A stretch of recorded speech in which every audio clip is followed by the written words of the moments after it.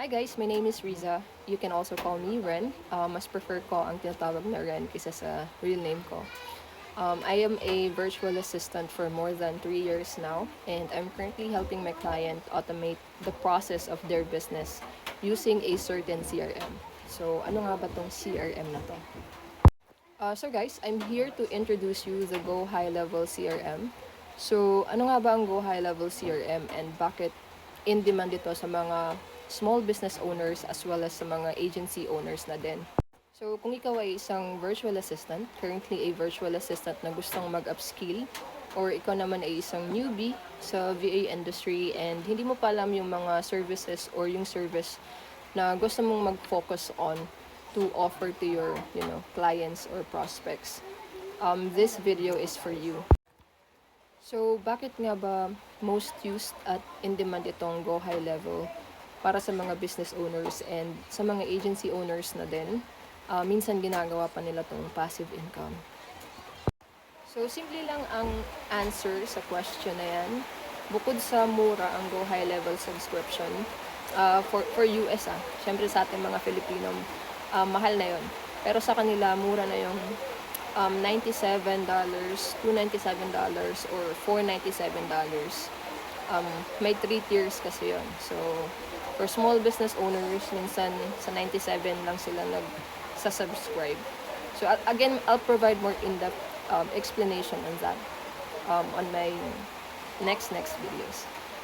So, again, bilang isang freelancer or virtual assistant, malaki ang advantage mo kung meron kang Go High Level experience. Kasi pwede mo itong i-offer as a premium service. So, currently, if you have the skills already, may experience ka na as a virtual assistant, like appointment setting, lead generation, so on and so forth, plus meron ka pang Go High Level experience, malaki ang opportunity mo na pumaldo talaga. So, yun. And then, kasi malaki ang pwede mong kitain or malaki ang pwede mong maging asking rate kung meron kang Go High Level experience. For newbie, like no experience at all, pwede kang mag-ask sa kanila from $5 to $7 to $7 to $10 for newbies too. And then, kung meron ka namang experience, like combination experience, meron kang Facebook ads experience, lead generation, plus yung Go High Level. So, medyo mas malaki ang pwede mong i-ask. So, pwede kang kumita dyan from $10 to $20 or higher rate pa. Depende na lang sa pag-pitch mo sa sarili mo. Lahat yan nagmamatter sa interview kung gaano ka confident.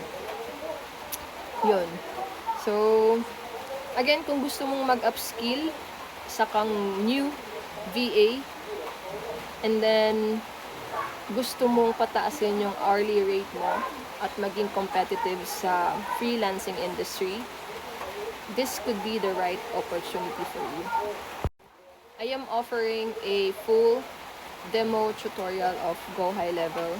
So, ang maganda pa dito sa Go High Level, guys, hindi mo kailangan maging tech savvy para matutunan to. It's very simple. I'll make it simple on my videos, tutorial videos, para mas madali siyang maintindihan kahit wala kang experience sa pagiging VA. So, message me guys for further details para ma-access yung tutorial video ko.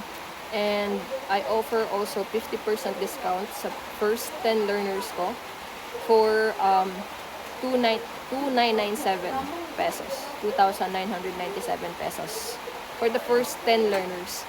And then, sa mga late na, magiging na siya, 4,997 pesos.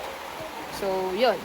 Thank you guys sa pakikinig and sana maging mayaman tayong lahat.